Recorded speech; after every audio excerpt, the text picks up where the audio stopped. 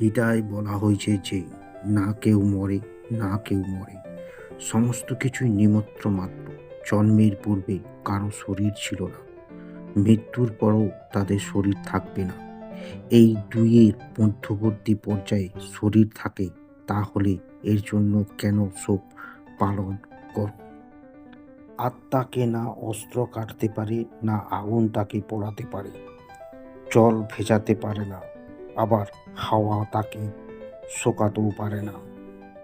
যুদ্ধে কৃষ্ণ অর্জুনকে বলেছেন, হে অর্জুন, তুমি না তো শোক করার যোগ্য মানুষের জন্য শোক করিস, না পণ্ডিতদের বলিস, কিন্তু যার প্রাণ চলে গিয়েছে এবং যাদের প্রাণ চায়নি তাদের জন্য পণ্ডিতরা শোক করেন না। একদিন প্রত্যেক মৃত্যু হবে, কারো মৃত্যু আজ হয়েছে, আবার কারো মৃত্যু কাল হবে।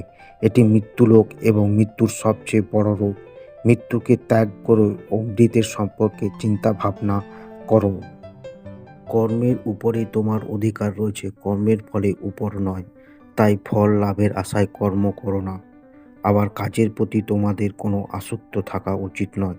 যার মন নিজের নিয়ন্ত্রণে আছে, যার জিতেন্দ্রিয় ও বিশুদ্ধ অন্তঃকরণ সম্পূর্ণ প্রাণী আত্মারূপে পরমাত্মা যার আত্মা, এমন কর্মযোগী কর্মে করা সত্ত্বেও লিপ্ত হয় না। কর্মকেই কুশলতার যোগ বলা হয়। রাগের কারণে ব্যক্তির স্মৃতিভ্রম ঘটে, এর ফলে তাদের বুদ্ধিভ্রষ্ট হয়। বুদ্ধিভ্রষ্ট হলো ব্যক্তি নিজের ক্ষতি করে বসে। কৃষ্ণ অর্জুনকে বলেছেন, হে অর্জুন, সমস্ত ধর্ম ত্যাগ করে, অর্থাৎ সমস্ত আশ্রয় ত্যাগ করে শুধু আমার শরণে এসো, আমি তোমাকে সমস্ত পাপ থেকে মুক্তি করে দেব। তাই শোক করো না। মায়া দ্বারা যাদের জ্ঞান হরণ করা হয়েছে, এমন অসুর স্বভাবের ধারণকারী মানুষের মধ্যে নিজ দূষিত কর্ম করে যে বোকা ব্যক্তি, তারা আমাকে স্মরণ করে না। কিন্তু অল্প বুদ্ধি সম্পন্ন ব্যক্তি সেই ফল নাশবান, তা দেবতার যে পুজো করে সেই দেবতার লাভ করেন। আমরা ভক্তরা যেভাবেই আমরা স্মরণ করেন, শেষে আমাকেই লাভ করেন। কাম, ক্রোধ ও লোভ এই তিন ধরনের নরকের দ্বার।